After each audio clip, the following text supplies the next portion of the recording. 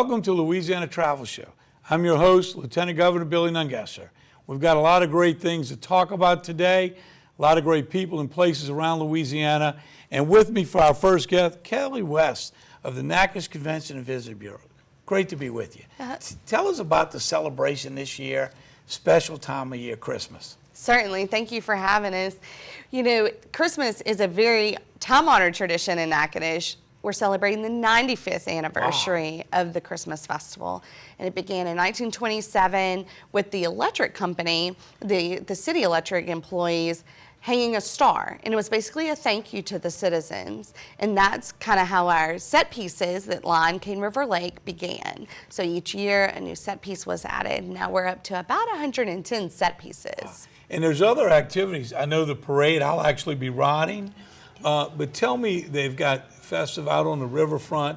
What a great setting to sit there with great entertainment. That goes along with the festivities. Certainly, yes. The lights come on the Saturday before Thanksgiving, and they'll actually be on through January 6th. So the lights come on every evening at dusk. The shops stay open late downtown. The restaurants are open. We have our horse and carriage tours and our boat tours and all those festivities. But on weekends, we have live entertainment on the riverbank stage with a grand fireworks show in the evening. I know when we rolled out staycation in Louisiana several years ago, which has really helped carry us through COVID, Natchitoches was a big part of that. Actually did a lot better than other parts of the state. I know I took my staycation to Toledo Bend and Natchitoches, talk about it all over, talk about that hardware store that's been in the same family for 100 years. And Front Street has so many neat shops. Yes. So it's not just the lights, the festivities. I tell people, if you don't get in the Christmas spirit going to Natchitoches, you just can't get in the spirit. We say the same thing because we've had lots of people come visit who said, you know, oh, I just wasn't even ready to decorate, but now I'm going home and putting up my tree. The lights, there's just something magical about the lights, and especially when they first come on, and that first piece of magic's just beautiful. I just got goosebumps because I've been there several years and had the honor of flipping the switch, yeah. And to see that crowd light up when you light up those lights. And I actually brought home a little elf I bought at that hardware store that I decorate every year, and it reminds me of the times I've spent there. You know, this is a special time of year all over Louisiana, and especially this year as we've asked every Louisianan to welcome their family home, come home for the holidays, don't go out of town, because we know those local shops and attractions, getting back open after COVID is only part of the game. If we don't help them make money, many will fail. So all the things y'all are doing locally combined with the state tourism is really going to help these communities around. You have that world famous movie that we shot there. Tell us a little bit about that and how that still draws tourists back, Steel Magnolia. Certainly, yes. Steel Magnolias was filmed there back in 1988 with a 1989 release. We just hit 30 years right before the pandemic since it had been released, and people still come back. They want to know where the movie sites are. They want to stay in the Steel Magnolia bed and breakfast. They want to, go to the different areas. And Christmas Festival was a scene in that movie. So a lot of people come because they saw the movie and want to experience that. You know, I got to go for the anniversary and enjoy the armadillo cake and actually saw the movie in the theater and had some of the local characters stand up and talk about their part in the movie. It was special.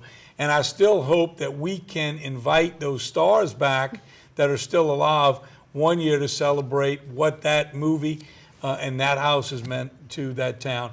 So, folks, if you haven't got a chance, go to Natchitoches. You won't regret it. Thank you for being with us today, and Merry Christmas. Merry Christmas. We'll be right back. Hi, I'm Lieutenant Governor Billy Nungesser. The best part of my job is welcoming folks to Louisiana. Will you help me do that this holiday season? It's time to reignite the fires that shine on in our memories and enjoy a well-seasoned taste of the season together. It's time to reconnect, and Louisiana is the place. There's no better time to invite your family and friends to Louisiana Homecoming, where they can feed their soul.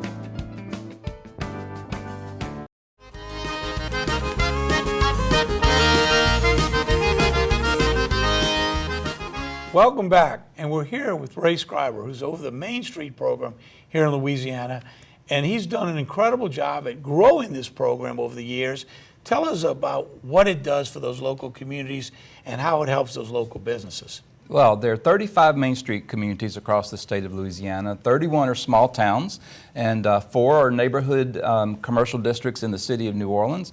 And what Main Street is it's a revitalization program that focuses on revitalization of historic downtowns and small towns and historic neighborhood commercial districts. So it really works to help bring back the heart of small town communities and to support really even micro businesses that have employees of 15 and less. So very, very small businesses and entrepreneurs, and help them be successful in their downtowns of their hometowns. You also have a grant program that we give out every year to those communities because, we believe that, and I know you do, that local communities know best how to promote and market and bring people into their communities.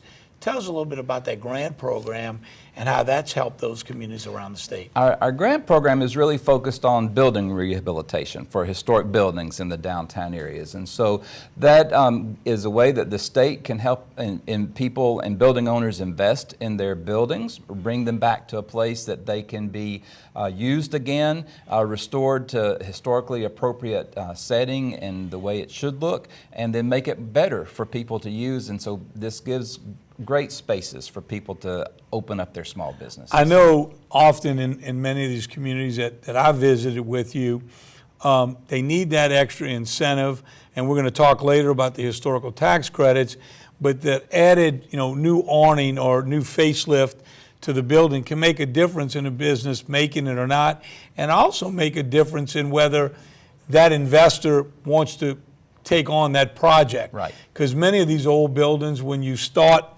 to refurbish them, you don't know until you get started the cost and expense, and we've got a lot of champions around Louisiana that really do a good job doing that. You're exactly right. The historic buildings have challenges sometimes that are hidden that you don't know about, but doing things like putting a new awning, new signage, new paint if it needs painting, things to spruce up the building helps not only that particular building, but the whole downtown area.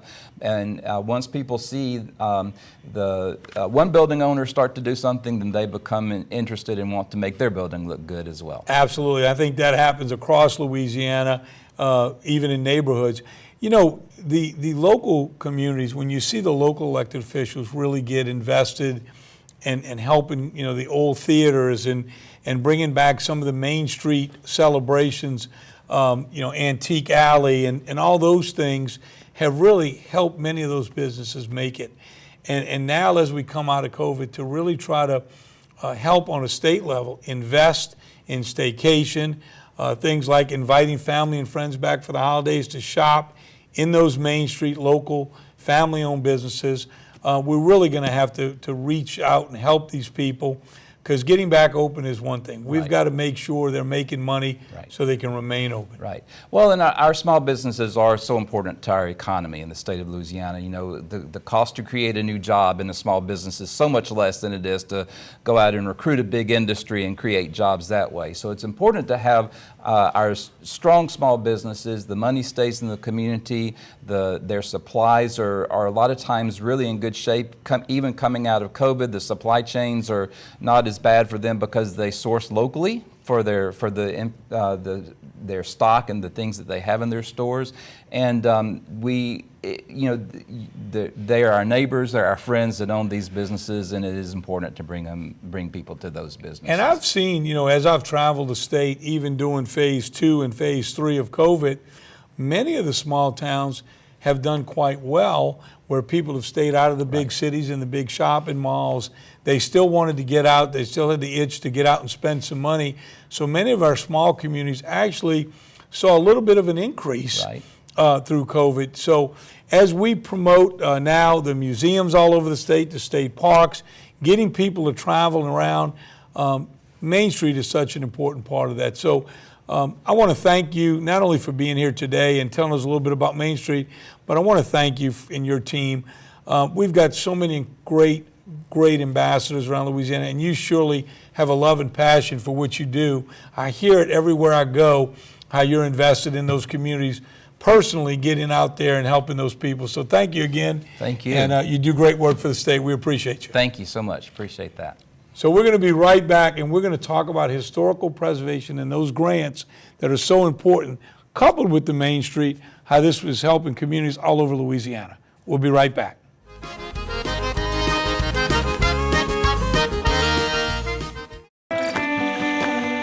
Where else can the kids make a splash or dash through the spray? Where else can you picnic under towering oaks or navigate anchoring knees? Where else can you take the trail less traveled at a pace all your own? Where else? Escape to one of Louisiana's 21 state parks for a picture-perfect getaway.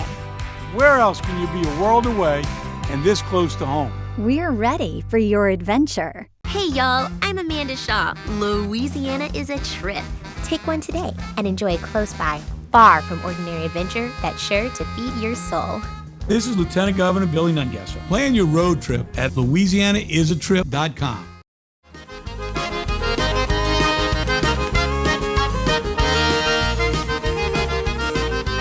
Welcome back, and I'm joined with Kristen Sanders, who is over the Office of Cultural Development and Historical Preservation. Welcome, great to be with you today. A lot of great things happen around the state. Thanks for being with us. Thank you. It's great to be here. So your office handles the tax credits, both Louisiana and the national credits. Tell us a little bit about that program and what it's meant to Louisiana. We do. We oversee the Federal Historic Rehabilitation Tax Credit Program and the State Commercial Tax Credit Program. And both of these offer incentives to restore historic properties throughout our National Register districts, downtown development districts, and cultural districts across Louisiana.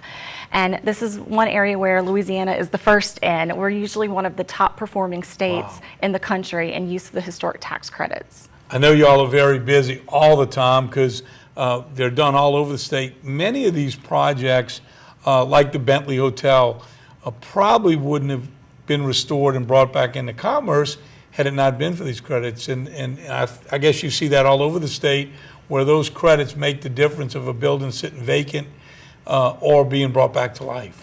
Absolutely. A lot of our developers tell us that the numbers just wouldn't work without the use of the federal and state tax credits.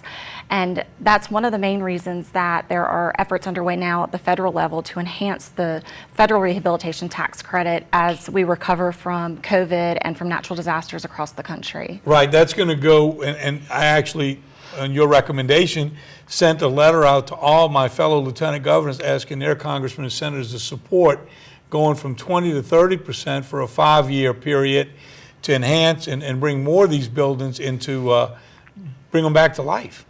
Yes, the credit has not been modernized in over 30 years, and so these enhancements would increase the credit temporarily for 5 years, raise it to 30% permanently for smaller projects to really help our rural communities and small communities across the country, and make the credit easier to use and simpler to qualify for. You know, one of the things I tell people, as we redo these buildings, there's less and less inventory.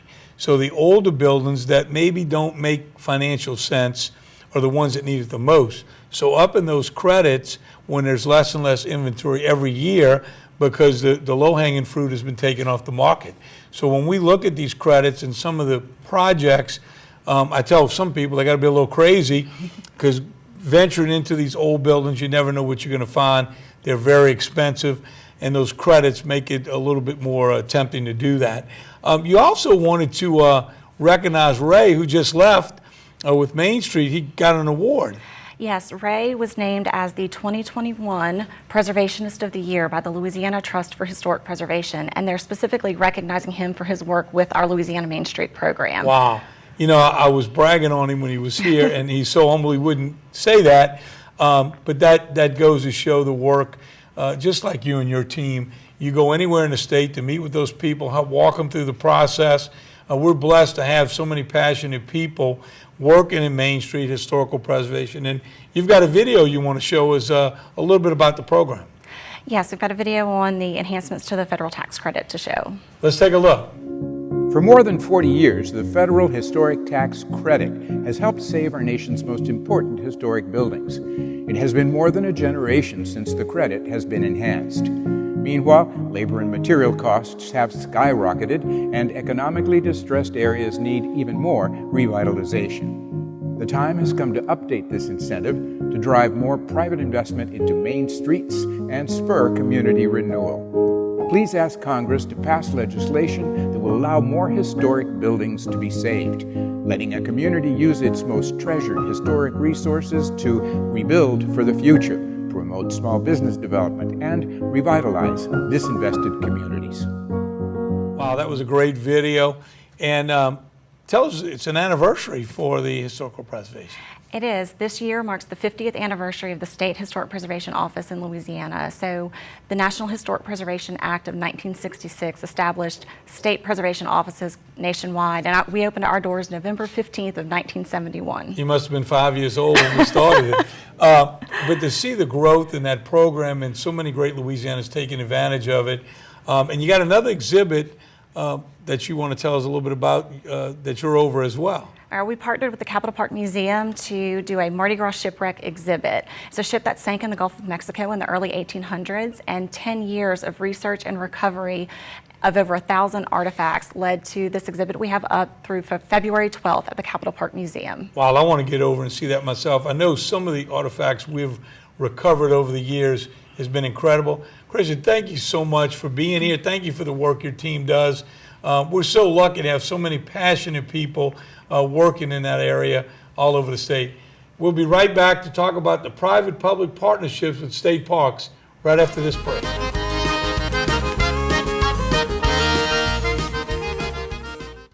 Hi, I'm Lieutenant Governor Billy Nungesser with an important message about helping after the disasters. Volunteer Louisiana has a database on the best way to directly reach those in need. Find out how and where to give your time, talent, and resources. Make the connection. Go to volunteerlouisiana.gov now and show your support and help out a fellow Louisianan.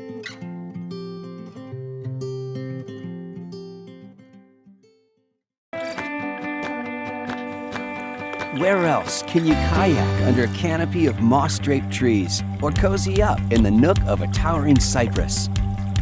Ride horseback down winding trails. Go with the flow of a lazy river. Bike the path less traveled. Where else can you be a world away, so close to home? Louisiana State Parks, we're ready for your adventure.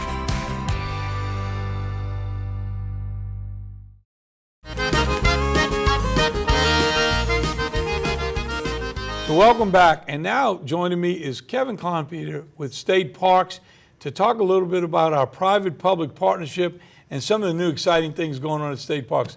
Glad to be with you. Good to see you, Lieutenant Governor. Yeah, the public-private partnership has been very successful to state parks at this point. And just a background about a public-private partnership, it's a contractual agreement between a state agency and a private company. One of the benefits are that we share in the risks as a public-private partnership, and we get the advantage of the private companies investing their capital into these projects. So we got the legislature several years ago to allow us to enter these private-public partnerships, mainly because when we took office, parks were in horrible shape. As an effort, long-term, we believe we can not only not need tax dollars to run our state parks, but make a lot of money. And tell us about some of the things we've done so far in those private-public partnerships. And I know we're always looking for new things, but tell us some of the success you've had with those projects. Well, currently we do have several public-private partnerships throughout the state. We have things such as washing and drying machines in almost all of our state parks. We have glamping. We have the horse trails. So the glamping, tell us about that and exactly what that is at the parks.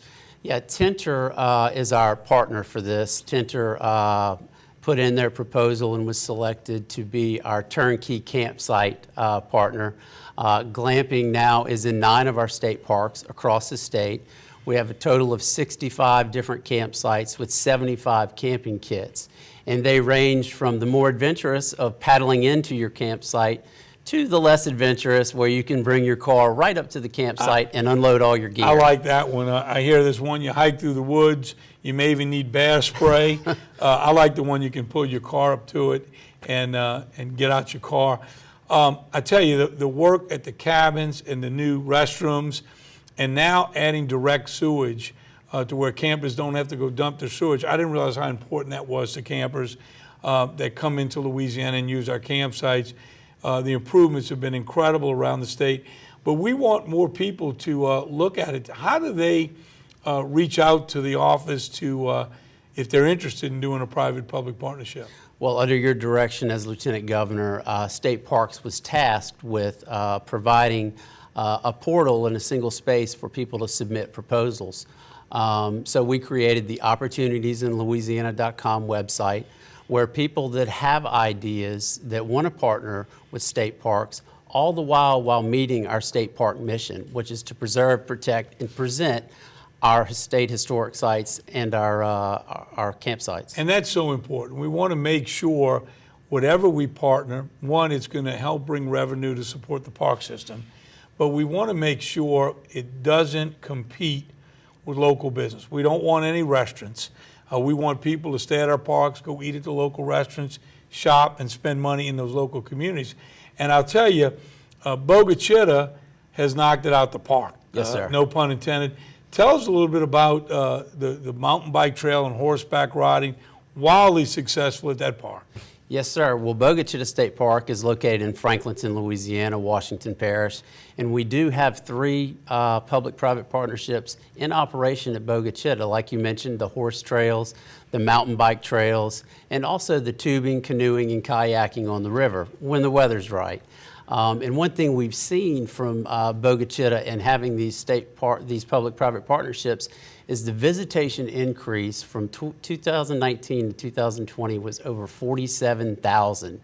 So we have seen a direct correlation to public-private partnerships being at the state parks, visitation, which we've discussed, also trickles down to the local economy. Well, let me tell you, in Washington Parish alone, I've got calls about people with the mountain bikes on top of their car, pulling their horse trailer to go horseback riding. It's been a huge boost to the local economy, and we hope we can mirror that around the state and bring those tourists. We know because of COVID, people bought campers, canoes, fishing gear in record numbers. We know they're going to be using that for the outdoors, and no better place in Louisiana, a sportsman's paradise. I tell people you can fish anywhere, you catch fish in Louisiana. Thanks for being with us today. So we'll be right back to talk tourism after this.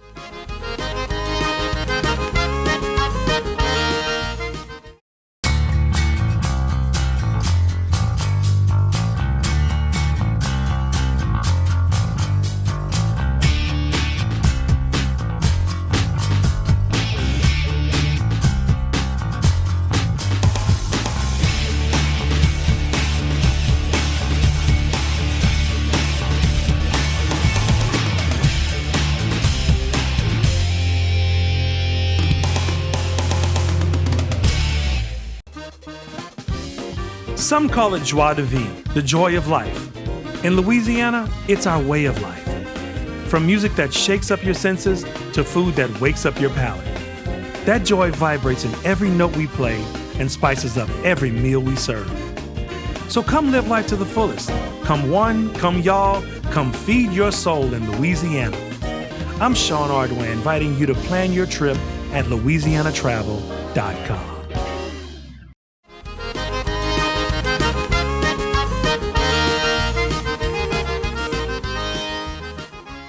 Welcome back, and I'm joined now with Doug Bourgeois, Secretary of Tourism. He's the guy and his team that makes it happen for Louisiana, luring people from all over the world. Glad to be with you, Doug. Thank you, sir. It's been an interesting month here in tourism. Some great things have happened. I heard you got some great news in London. Tell us a little bit about that award and what your team did. Well, we were fortunate enough to win the Bronze Award for COVID response by destination by Wanderlust magazine. So it's a great honor for us. Well, you know, as the market opens back up, I know you've got some good numbers of travelers, and you just re-signed all the international market consultants because we know those international travelers spend more money and they stay longer, and they see more than just one city. So that's going to be great as we open our doors back up to the world. Absolutely. All our data says that 70% of Americans are ready to travel, and when the borders opened in early November to 33 countries, we're ready to welcome those international travelers that love Louisiana. Well, listen, the Macy's Day Parade, we were there. What energy on the streets of New York, passing out Mardi Gras beads. We couldn't throw them, but to see that float, the largest float ever, 70 million plus people watching that from all over the world. What a great boost for tourism and bringing energy to Louisiana. Absolutely. I think the Louisiana Celebration Gator just stole the streets of New York, and it was seen by millions of people around the world. And that's it's great timing for us as we open our doors back up. We're also excited about the holiday lights. Tell us a little bit about that and how we're getting people to see that all over Louisiana. Well, the holiday trail of lights is a tradition in Louisiana, and I know we discussed it earlier, but it really is one of the things that you can take your family and take a road trip to see it. And while you're on the road trip, you can also discover some of our trails and byways. And I think you got a video to share with us about that, how you can get off the beaten path and see some of Louisiana you might not have seen. Well, we have a special byway up in North Louisiana, the Boomer Bust Byway. It won a special award. It was named a Southern Travel Treasure by AAA Traveler magazine. Let's take a look.